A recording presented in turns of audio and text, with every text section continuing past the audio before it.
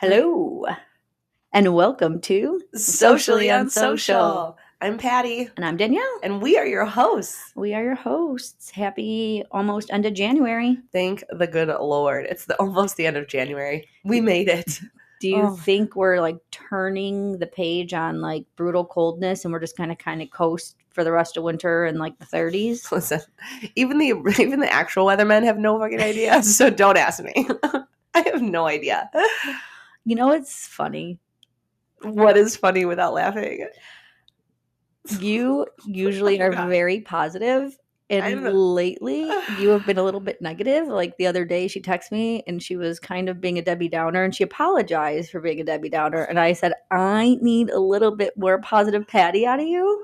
So I don't know what happened to you in 2025, but go back 2024, grab positive Patti and bring her into 2025.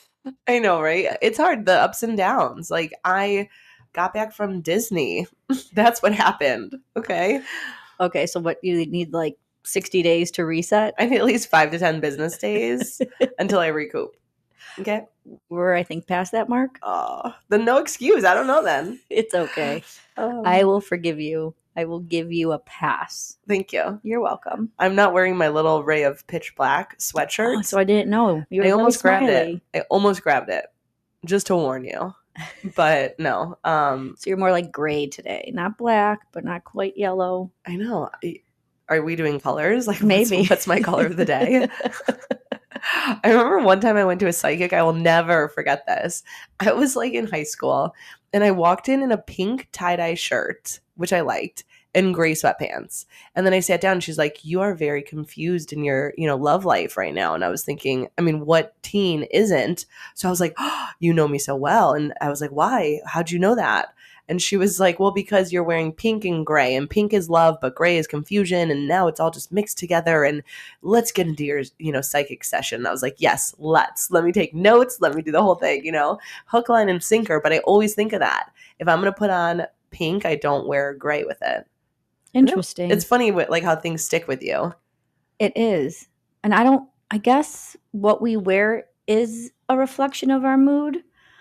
But how unconsciously does it go? Yeah, like if you're feeling confident and sexy and you're going out for the night, you're going to wear a completely different outfit than if you are in a bad mood. But don't you think that if you were in a bad mood, you want to make yourself feel better? By looking better? All I would do if I'm in a bad mood and I want to feel better, I'm going to high five myself in the mirror. I did that this morning. I'm trying to be positive with you, okay? It was so good because I did it and then I laughed at myself and it was just like, And it was almost like I looked around to see, like, is anyone watching me? Did anybody just see me high five myself? And are they like, you're cool?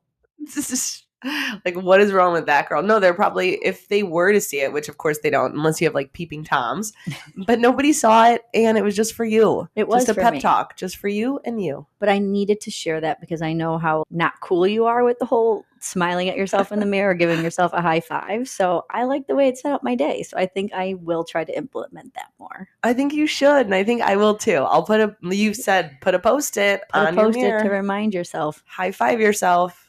Good morning. You should have your kids do it too. And see if it changes their day. Little experiment. I will do that. Okay. That's cool. Might as well. Let's do all the things. Yeah. There's no holding back. Let's go. So guys, we are less than 30 days from our live event, Better with a Bestie. I am so excited. Not only are we going to be there, but all of our friends, all of our listeners, invite your friends. We're all going to be there. And the best part for me is that we decided to make this a fundraising event for mental health. And I'm like so pumped about that.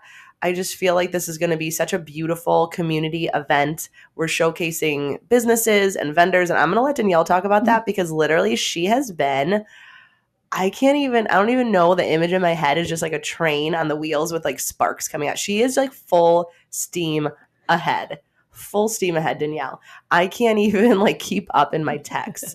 She's constantly on the next thing. So I'm sure if you're listening, you've probably heard from her talking about this already via text, email, calls, whatever. Let's see, shouting Danielle. From the rooftop.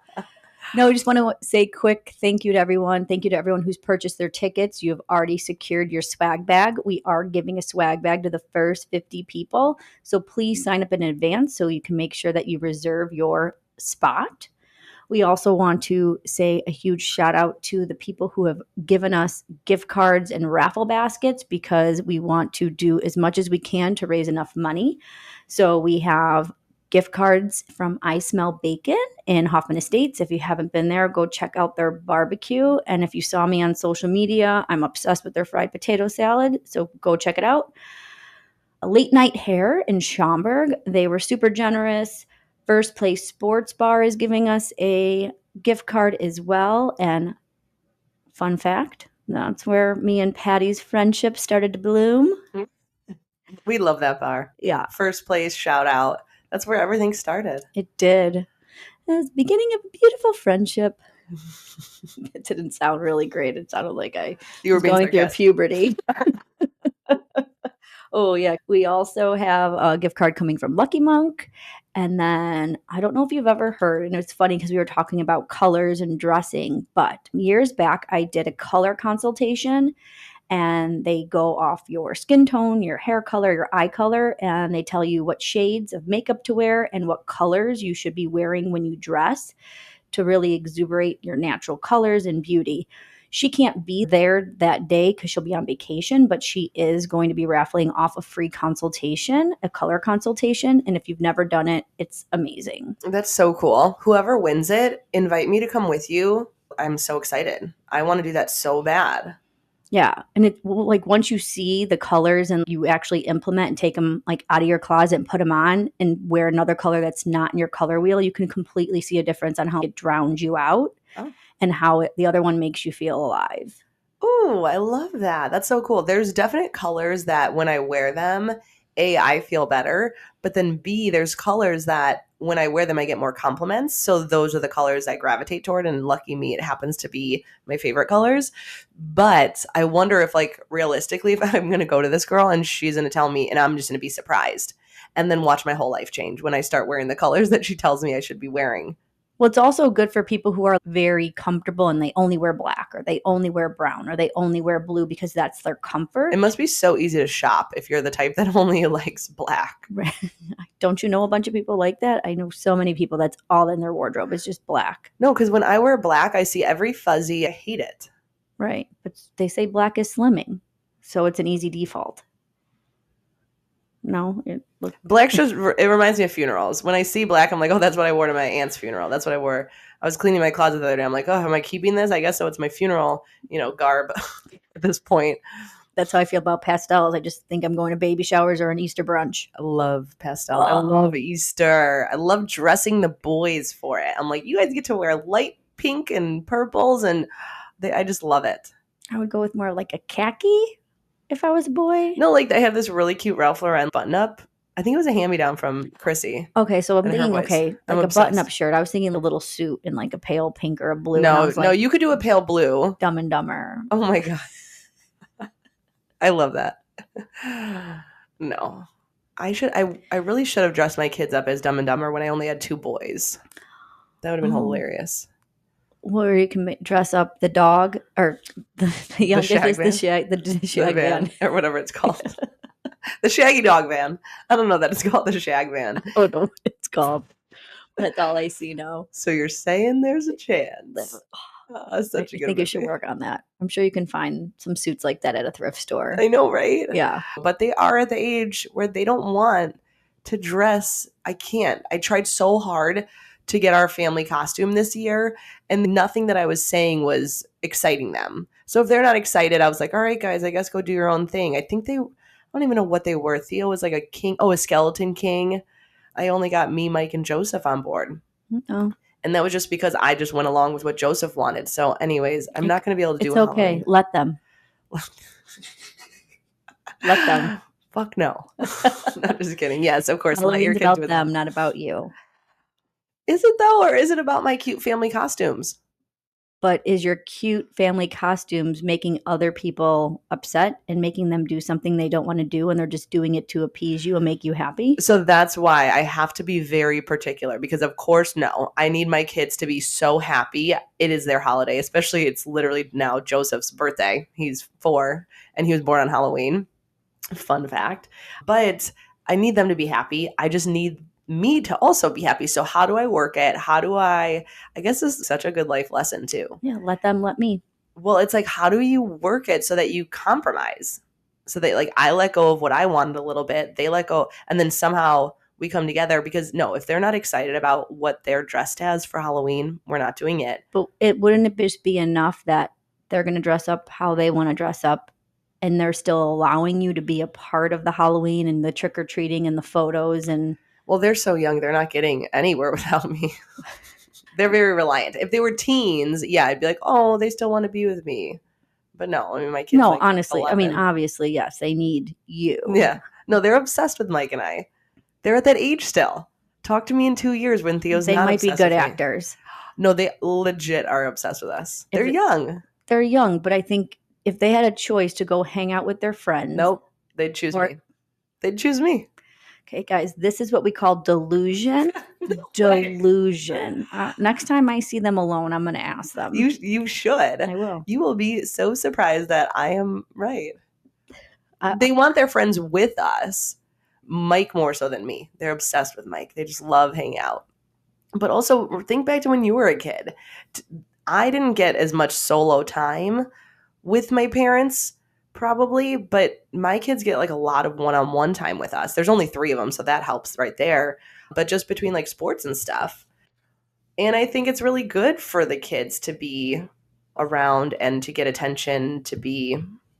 Oh, no, I'm definitely agreeing with that. I think that's why my kids like to be with us, because they like have those doses. They're so comfortable with us. But who knows? Who really knows? You'll have to grill them. Theo was begging me yesterday, can I be on your podcast? He's like, can we do one today? He really wants to do it, so you should do it and then slip that question in and see what he says. That'd be like a little side thing. You guys really want to know what your kids are thinking? I will interview them. The no filter. Yeah, I love it. But you have to be prepared to hear the raw inner workings of your child. Oh, yeah. Oh, I'm prepared. This morning, Joseph came out of his room. He opens his bedroom door at 8:30 or 8 o'clock, looks at me, and I thought he was going to run to me and sit in my lap and snuggle like he does most days. But no, today was a day. He did not high-five himself in the mirror today because he's in a mood. So he looks at me, slams his door shut. Then 10 minutes later, he comes back out, opens his door, and he goes, "You again?" Ugh. And then he walks in and shuts his door and walks back into his room. So, are you okay? Are you okay? You know what? For a minute there, I was like, am I going to cry right now? That was so mean. Like, whoever just looks at you and goes, "You again?" Ugh. A toddler does. Maybe it was me jumping into his body, because I feel like Are you sick of me? Not you, but I feel like there's times where I'm like, oh, God, you again. Love that. He's so unfiltered. He is so unfiltered. Like, kids do not care. Kids and old people. Do you ever have old people in your life that you're just like, why do you think it's okay to say that?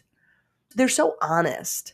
Because they have nothing left to lose. Yeah, they're like, we don't have time. We don't have time to make you feel good about yourself. They live their whole life caring what people think. And that's the biggest thing. And especially in that Let Them book, my love-hate relationship with this book, and Mel Robbins. Who's reading it? Raise your hand. I'm still on page 1, by the way. Same as last week. So by 2026, we can talk about this book in depth when Patti finally finishes it. But listen, make a Google Sheets for me, okay? I'll just let you borrow my book, and you can just read all the highlighted sections. Oh, beautiful. It's on my Kindle. Yeah, so. But that means you have to read it to highlight it. Well, I think that I can say what are the most highlighted parts of this book. Oh, that's right. Yeah. All of a sudden I'm going to know everything about it, and you're going to be just like in awe of my Let Them knowledge. Okay, so you are loving it, hating it? What do you feel? I love hate it. You love hate it. And I love hate her. Just with the video you sent me the other day on Instagram about what'd she say? Motivation is bullshit? She says that motivation is bullshit because you don't always feel motivated. So she's saying that you have to take action before you're motivated. Right, so that's like a duh, no shit. moment. When she says it and she's in this podcast, and for some people, it's not a duh moment. For some people, you listen and you're like, yes, I love that. And I didn't think of it that way. So when she lays it out in the ways It that she still didn't does. make sense to me. Because in honesty, raise your hands. Who wakes up every day and feels motivated? No one, right? You have to motivate yourself. Mhm. And if you don't motivate yourself, you're going to be useless. So theory to me just doesn't make sense. Like, well, remember even last week when we were talking about work and how I was saying that at work, you know, I'd be happy and all this stuff. And you're like, well, no, you go to work because you have to. I think that it's much like that, where some people, they just go through their days and they're just doing what they feel that they have to, and they're never motivated. I mean, I think that that's why people always talk about when you're on your deathbed, what are you going to regret? So much. The wasted time, the wasted what ifs, the worries, the not taking the risk, all that. I mean, so much regret, I'm sure, for a lot of people because they're not motivated. no, and I understand. And so part of the book talks about the two types of jealous. Like when you're jealous of someone, there's either two lessons. One teaches you something, and then one becomes torture. So if you're jealous about someone and it's torturing you and just making you angry and making you upset and just the slippery slope of just not making your life better. Mm. But then if you're jealous of someone and that turns into a teaching moment where you're like, well, if they can do it, I can do it. They've already led the way. Like I don't have to recreate the wheel. What are they doing and why am I not doing it? And if it helps you become a better person, and that's where you can find your motivation, is through looking at other people that maybe have what you want or have things that you didn't think you can get and find out how they got there. You know, I feel like when you explain that second version of her term of jealousy as a teaching moment, I think that that's not jealousy, right? That is turning your jealousy then into something else completely, which is that teaching moment, which I think that you have to not be bitter. I think a lot of people, when they see others with things that they want, they're bitter. They have that mindset of, oh, must be nice. And I hate hearing when people say that, oh, must be nice. And it's like, you know, there's work and there's a lot that goes behind the scenes a lot. And that's, I think, the premise of this whole podcast is when we talk about the things that you see and that highlight reel that, yes, you can be jealous of and this and that, but then go deeper and what's really happening. What's their day-to-day life look like? What are they doing? Are they high-fiving themselves when they wake up, right? Like, what are they doing? What are their small habits? Because if you're jealous of the end, right, of their like peak moment, well, watch them on that climb up. They say you only see the finish line. You don't see what the people did to get to that finish line. Because The you wouldn't be sacrifices jealous. they make. Because she was saying, like, one of her friends was jealous of this other person, but she's like, but while you were out with your friends going to dinners and drinking every weekend, this person was working on their side project. This person was working at getting better at, making their second job their career and doing all the things you need to do. It's not luck. I mean, yes, luck is involved in some things, but we are the owner of our destiny. We create. So if you want to be successful, if you want to be rich, there's ways to go and do it. There's people out there that have set the blueprint, and all you have to do is just even take 10% of what they do and implement it into your life, which I agree with a lot of her things on that aspect. And a lot of what she says is really taking a pause and taking 5 seconds, 10 seconds to really think about your feelings and then think about your reactions before you react. Oh, God, I love that.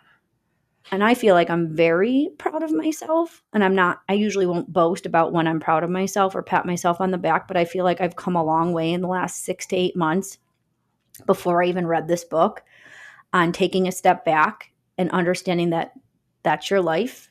You can live it how you live it. I love you. I can love you from afar. I won't judge you. I will respect you. And you do you. And I'm going to do me. But when you doing you starts affecting me, then instead of voicing my opinion on it, I'm just going to take a step back. Yeah, I think that's great. I think that that's very hard to learn, right? I think that everybody it's almost human nature to think that everybody else's actions are a reflection of you almost. Like you feel like, oh, this person's doing this, this, and this, and it must be because of me. And like it's so hard to remove yourself from that and to get out of your own head and to just kind of allow it and to realize that it's not about you. I mean, we've talked about that mindset before, of how hard that is to realize that it's a them problem, it's not a you problem. And I think that this is really good for you. I think that the fact that you hate it, like going through therapy, you get to a point where you hate it because you're working on things that are so ingrained in you that are just second nature to you, and you're trying to change that habits or the negative habits, the negative thoughts, the things that you do, and that's not easy. So if you were reading this book like, oh yeah, la di da, it's not resonating then with you, right? Like Right, if you you want to have a reaction. yeah. And I also think that talking about jealousy of other people and that there's a blueprint out there of people that have succeeded. And if you take the time to learn, like one of my favorite quotes of all time ever is that if you don't learn history, history is just going to repeat itself.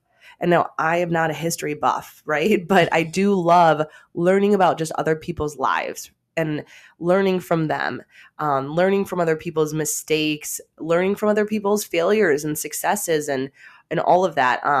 And then my other favorite thing that I've been kind of obsessed with this thought lately is it's not about competition. The people at the top are not competing. You don't see them competing, you see them collaborating. And when 2 or 3 or 10 really strong people can come together and say, we're going to do this together. Why do this alone? You teach me what you know, I teach you what I know, and we learn from each other. There's no jealousy, there's no competition. I mean, maybe a little competition because, right, that's so healthy. But I just think that's so important. And if we can start doing that more and realizing that, hey, I mean, I think we're at an age now where I don't look at the people next to me and think any sort of like jealousy or this or that. I look at the people next to me and say, what can I learn from them? And I think that's really important in work, but in my personal life, mom life, friend life. I mean, I'm constantly learning. And you'd think I would have thought that by now I would have had some stuff figured out, that nothing could faze me, that nothing could throw me for a loop. I was wrong. Well, the one thing she does say in there too is she's like, this is all of our first time living life. It's our first time as a mom, as a wife, as a friend. We're going through these experiences. It's not like we've had something to learn from a past life. So we have to be kind to ourselves and let us know that it's okay to make mistakes. If your children are looking at you being like, you're an adult, you should know better, you shouldn't have to make mistakes. No, this is the first time I'm in this situation. And every day we learn something new, and we learn something new about ourselves. And again, she says too, the same thing I said, if you can just be a better person than you were yesterday, then you're doing okay. I love that. See, this is so good. Okay. I'm on page 1 of this book. I can't wait to get to page 5. I can't imagine. No, I think I'm farther than page 1, but well, this is really exciting. So once we get through the book, we will continue this discussion. Yeah, she has some, good points talking about friendship and how it changes over time, and it's due to, these 3 different reasons. But I feel like I really want you to read that so you can kind of dive deep with me on that. Ooh, okay. Because some of it I definitely agree with, and then some of I don't. And I found her in a contradiction kind of, because on one of her podcasts, she says, no response is a response. But then in this book, she's talking about forgiveness, because sometimes when people are not responding to you and being involved in your life, it might be because they're going through something in your life, a new career change, a new mom change, and you just got to let them do their thing. And then eventually someone can reach out later. So that's kind of my confusion with that contradiction. I understand that.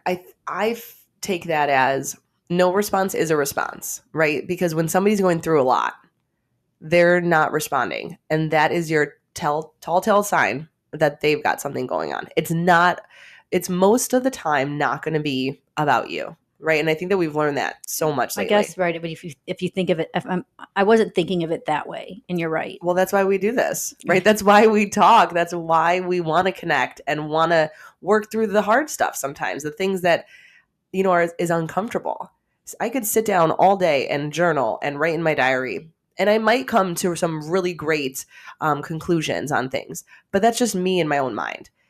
The thought that we can go to therapy, that we can have really good friends, that we can have people in our lives to talk to about the things and that are invested, that care, because I could go and I could talk and people are going to say, "Oh yeah, Patti, you're totally right. All this, yeah, that's great. You're right on like you hit the nail on the head." Or I could have people that are really going to look at me and really try to help me and not just pat me on the back and say, "Yeah, keep going, keep doing X, Y, and Z." So that's literally, I feel like your and I's friendship always has been, well, what about this side? And not even in a devil's advocate way, but just in a way that's really true to either who you are or really true to who I am, to where we really care about each other and our families and our careers and all of that. So I hope that everybody listening, I hope that you appreciate the people in your life that are there like that for you, because that's going to get you to the next level always. That's going to be continuously pushing you forward when you have people that will look at you and help you think of things in a new way, a different way, because they care. Exactly. I got a text last week. Someone that started to finally got around to listening to our podcast. 23 episodes later. Thanks a lot. Welcome to the show. And it turns out it was that we were the first podcast they ever listened to as well. And she's like, "I'm going to annoy you now because I'm just going to be texting you with like thoughts and ideas and just compliments and just stuff." And I was love like, that. I'm like, "Come on, text, bring it on, bring it on, bring it on." And she's like, "God, I'm so jealous that you guys have that type of friendship and that you have that person that you see once a week and you can have like a real conversation with." She's like, that's just amazing to me." Well, that's the best thing about when people ask me, "Well, how's the podcast going?" or I talk about it. My favorite thing that I say is that I have a scheduled time where I get to see one of my best friends who, it's not like you can go to therapy, but this is different, right? Because we talk about everything. I want to hear about your life too. It's not just about me. I mean, it's great. It is so nice. That's the number one thing that I love. If you can schedule time, even if it's just a 20-minute phone call, if you can schedule it and you hold yourself to it, Danielle's word of the year is consistency. Be consistent with a friend. See how it changes your life. We've been doing this weekly stuff since the beginning of September. And it has been a game changer for me. I think for, the way that I'm able to just sleep better at night.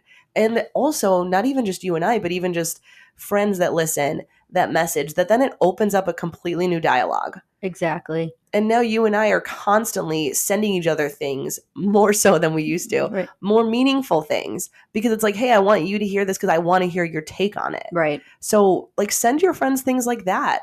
Hey, I'm struggling with this theory or this thought or this, little meme or video on social media. What do you think of this? What do you take away from this? Like if you can do that, because this doesn't just happen where we're comfortable enough with each other to grow with each other. Right. Like it was work. You have to show up. You have to be open. On the days when you don't want to talk, you have to talk. On the days that you don't want to listen, you have to listen. I mean, it's a give and take, and that's, I think, we like really value it, which is why we know to put into the work and show up. We live in a busy culture. Like there was somebody that talked about it. It's like everyone's struggling and trying to win the award for who's the busiest. If you go back to your last 5 conversations with people and you be like, "How are you?" and they're like, "Oh, I'm so busy."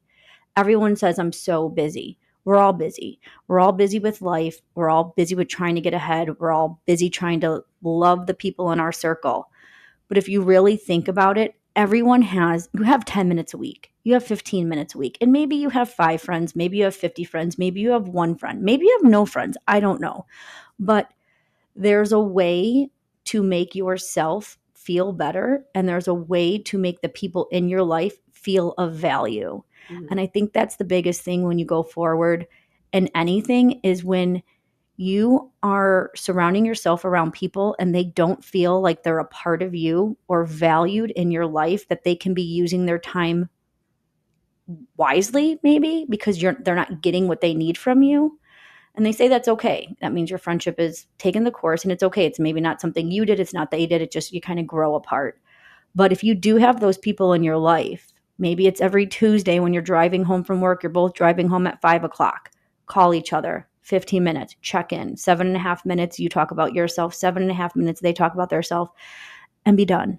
And you go home and now you feel better because you were seen and you were heard. Yeah, absolutely. I think that we can talk all day long about what you want, but taking the steps to get there. So if you take away anything from this episode, high five yourself in the morning. Hell yeah. If you need to put a post-it on your mirror, post it up.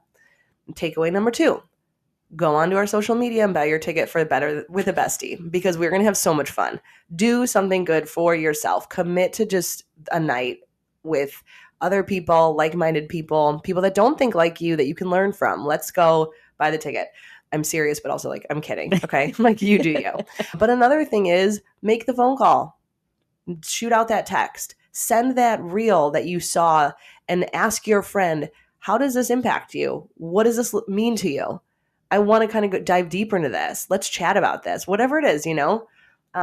Yeah, there's so many aha moments, like the good side of social media when you are seeing therapists or celebrities or just random Joe Schmoes saying some insight. And it's like you have that wow moment, like, wow, I never thought of it that way. Or wow, they put that in such perspective. Or hell no, I don't agree with this. And when you hear someone else's opinion and you can talk about it, it can help you learn and grow. Absolutely. I love that. Yeah. We haven't even talked about our high lows. Oh no, we'll do that really quick and then I got to see you later. Yes. Okay. What was your high of the past week? My high of the past week, I have to say my so Right now? vanity. Oh. My vanity is just so my eyebrow girl used to be like 20 minutes from my house and she moved to Crystal Lake. So she moved her studio to Algonquin. And I love her so much because I'm very anal retentive, obviously about a lot of things if you don't know this about me now. But my eyebrows, when I was younger, someone ripped off half of my eyebrow while I was getting waxed. So I have like scarred and my eyebrows I feel like are part of my identity. So Oh my God. No, stop. They're not. No, you're acting like who's that guy, David Levy or whatever? His No. eyebrows are his personality. Yeah. Okay. No, but like I feel so much better and confident when I'm Okay. all put together. Oh, My eyebrows are done. Got it. Okay. So I finally had the time to drive out to Algonquin to go see her. So like that was my high. Like she did everything and I feel amazing and fresh and beautiful. It's funny how much eyebrows impact your entire face because it's something they're so little, but they make such a big impact. You look amazing. Thank you. Bravo, Kelly. Yeah, thank you. See, it's about the little things in life. It really is about the little things in life. And just the low, my low is, guys, I know I started out really well this year with talking about my goals and my vision board and all of my to-do list. I've sucked. It's Obviously, been a struggle. It's been really cold, so I didn't want to get frostbite. So I have not done the cold plunge probably in 2 weeks now. My reading has fallen off where I'm not reading at least 20 pages a day. I've just been so busy with trying to get ready for spring market and marketing for work that's been my full concentration. But again, that goes back to I'm not prioritizing and staying consistent. I'm letting time's being stolen from me, but I feel like that's my low. Yeah, I mean, it's really hard. Time management is one of the hardest things. And also, we're trying to put together this really big fundraising event in February. So the amount of work that you've done for that already, reaching out to people, seeing who in our communities want to be involved, that's a lot of time. So thank you. And, just kind of give yourself a little bit of that's okay, right? That you haven't read your book because who here has ever hosted a fundraiser, right? Like it's a lot of work. So you're doing good. Don't let that be your low. You're doing good. Thank you. Thank you for that. Of course. My high is that post my Disney cruise, I finally feel like I'm back in the swing of things. I've been back to work now. I'm a fitness instructor. Work is going so well.